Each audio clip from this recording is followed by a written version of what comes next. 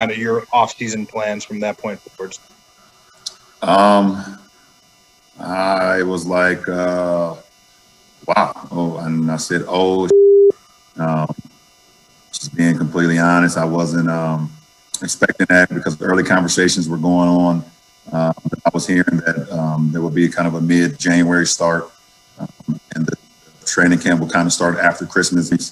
So I had already planned a vacation with my family for us to go somewhere, which I haven't been able to do, obviously, since I've been in the league. And, so I had to switch up a lot of things. Once I heard the December 22nd start and with training camp starting, obviously this week. So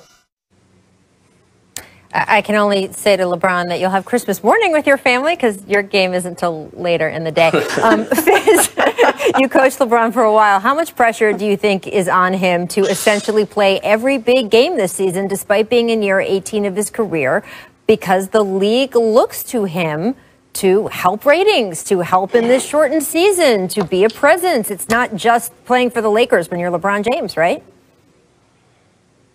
Yeah, he's playing for the world. And come on, LeBron, you knew the owners was going to have you playing on Christmas, baby. There wasn't no way they was missing out on the Christmas Day game. So, and no, look, LeBron is sandbagging you, everybody. LeBron has not stopped working out. LeBron's body is in peak condition, and he is ready to go. And you look at the additions that they made to that team. Marc Gasol, Treyas, two unique, totally different five men that bring absolute experience and talent to the team. Wes Matthews, oh my God, tough shooter. And then Dennis Schroeder is new age Rondo, speed, defense, all of the things that Rondo brought, except he's got a little bit better three-point shot and he's younger. And so LeBron is sandbagging. Don't let him fool you one bit. He may not be happy about the start, but he's going to be ready. Ramona, what do you think? I actually felt the same way that LeBron felt when I started to hear the December 22nd date. I was like, no, we just got done. I need to chill for a minute here. But I'm sure you did too. You got back from the bubble, which is an incredible undertaking.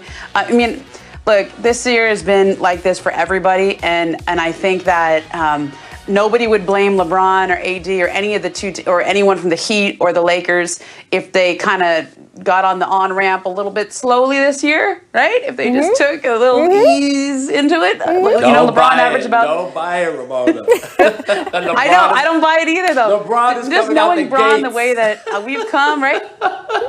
He wants to play, right? He wants to play as many minutes as possible. So I think the way that he reacts to this sets the tone because, Rachel, this is a theme I think we're going to be talking about for the next couple of years. He's got 4, all right? 6 is coming up, and it's in his 5 sights. Too, Ramona. 5 is an important number of rings for a player with the Lakers. Just saying. That's right. That's right. And so, yes. It may not be ideal, but when you're sitting on 4, and Kobe and Magic and all those guys like a 5 are right there, and then 6 with Michael Jordan is right there. You got a couple of years, and you got a new squad with some younger teammates who, and this is something we learned from covering the Warriors over the years. When you have new, fresh blood in there, that helps everybody because they didn't just come off playing until October. Okay, Schroeder was done early, Montrez was done earlier, Wes Matthews was done early. Those guys are hungry. And I think that'll help the Lakers going when they restart here because you just got fresh blood in there. It is interesting, though, because you are balancing a lot of agendas. LeBron played such tough defense from the start of last season, and that made a huge difference on how it rippled throughout the team. If he's not doing that at the start of the season, that tone is set differently, and we saw that the Lakers needed it in the NBA Finals, so we will see what happens this time. Coming up, another chapter to the ongoing LA rivalry. Yesterday, he was asked about new teammate LeBron James. Take a listen to what he had to say. It is a tremendous skill to have, talking to guys, putting guys in the right places, knowing what coach wants us and where he wants us. So I think we have a strong, great leader in LeBron. Not only him, AD, Mark, guy who's been around the league as well, man. So I think we just got great leadership in the locker room overall. Great leadership in the locker room. Great leadership in the locker room. The Lakers and Clippers open their preseason against each other on Friday. They also open the season against each other. Ramona, do you read anything into those great leadership in the locker room comments? Oh, yeah. Like that.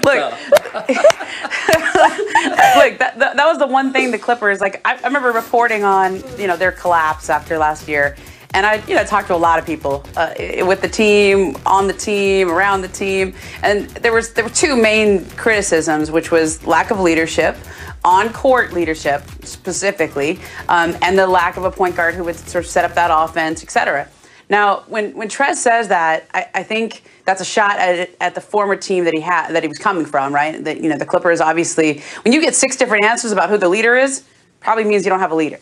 Probably means you don't have that really strong leadership ability. And Rach, you and I have talked about this a lot with LeBron, and it's one of those intangibles that I don't think he gets enough credit for in terms of just leadership in that locker room, on that court. And when, last year we were always talking about LA, Clippers versus Lakers, and we looked at, Kawhi and Paul and AD and LeBron. And I always said, I'll take AD and LeBron just because I think they're the top two, in terms of the two of the top 5 players in the league. But I don't think we realized the leadership gap that the Lakers had over the other contenders. And I think when Trez points that out, that's definitely a side eye at the Clippers. Yeah, but I also think that it's a tough position to be in. He played against LeBron. When you hear a guy talking the whole game, getting everybody in place a whole game, you can't help but to marvel at that as an opponent. Yep. And so now that he's with him and he's witnessing this team building that LeBron does on and off the court, it's something that he's never experienced. And it's kind of like when I compliment the Miami Heat culture, I'm not taking a shot at teams that I worked for after. It's hard, but people will take that as a shot at other teams' cultures. And so it's a tough position to be in when you're complimenting something that you've been a part of or you're coming to be a part of that's really unique and different. LeBron is arguably the best leader in professional sports to date. And you're going to that team and you're witnessing this, you can't help but to compliment it. And I don't think it necessarily has to be a shot back at the old team. Well, LeBron himself is speaking to the media today, and he spoke about the addition of Trez. He also talked about his reaction to the super short offseason after the Lakers won a title. Listen to the COVID tests. Their facility is closed right now. Welcome back to The Jump. We are 4 days away from the start of the preseason. Sixers coach Doc Rivers, guys, still getting questions about his old team. The Clippers' playoff collapse, still a matter of conversation. Last week on the All the Smoke podcast, Paul George was critical of his now former coach Doc Rivers and how he used Paul in the offense. So during a Sixers media availability this weekend, Doc responded, quote, "Hey, listen, I enjoyed coaching him, so not a lot to say there. Ty Lue was sitting right next to me, so he better hope it's not adjustments. It's not going to be much different. Listen, we lost the game, and I think everybody needs to take ownership. Obviously, we can always do better. Players can play better. So as far as I'm concerned, I'll leave it there." Coach to coach, my friend. Fizz, what is your takeaway from Doc's words? Okay. Oh, no, I thought Doc handled it perfectly. You don't want to go down that rabbit hole of back and forth banter about whose fault it was and blaming each other and all that stuff. And he's right.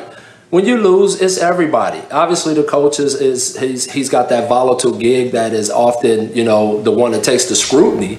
But ultimately, everybody had a hand in going down, losing a 3-1 lead. So let's just be real about that part of it. And I think that it's important when you're a player and you're upset about how you're being used in the moment, it's a two-way street when it comes to conversation. You got to go to the coach's office and say, hey, how can we make this better? I remember Julius Randle walking into my office when we were really struggling, trying to get him, to really unleash. And he came to talk to me, and we talked about how we can get him playing better basketball, how we could work together on that. It's not always the coach having to go to the player. So I just think it's not a good look for Paul George doing this publicly and putting blame just on Doc. I think that's better off said behind closed doors. Yeah, look, Rach, when Paul made those comments last week, I think a lot of people took the stuff he said about adjustments and coaching to be the main thing. But I actually think more of what was important here is how he talked about how he was used. He said, I was used like J.J. Redick or Ray Allen. It was all pin downs. And I know that was a constant source of frustration for Paul last year. Now, when the people who do statistical analysis broke that down, it actually wasn't right. It reminded me a little of Dwight Howard when he played for the Lakers, and he said, like, I just, I need to, I don't like to just run pick and roll, et cetera. Right. And it turned out, like, when you check the stats, it's like totally not how he was used at all. But every scout I talked to, when I would say, what's going on with Paul? Like, what do you see there? The scouts who watched the Clippers play had the same opinion, which is Paul's not getting the spots and in the way that he was comfortable getting it in years past. Now, some of that's on Paul. Like, hey, you're on a different team, you're going to get the ball in a different way. But I actually think more of that is just on the idea that the Clippers did not have a true point guard on that team to organize the offense, and they still don't, frankly. And, a lot of that fell on Kawhi Leonard. A lot of that fell on just the system they were running. But they're going to have to figure that out because Paul's not comfortable in the offense that they were running last year and in the ways he was being used. And whether the statistics bear that out or not, I trust the scouts who watch them play and say, get your guy comfortable. And I think for Paul, like, if he had it to do over again, probably wouldn't have taken a shot at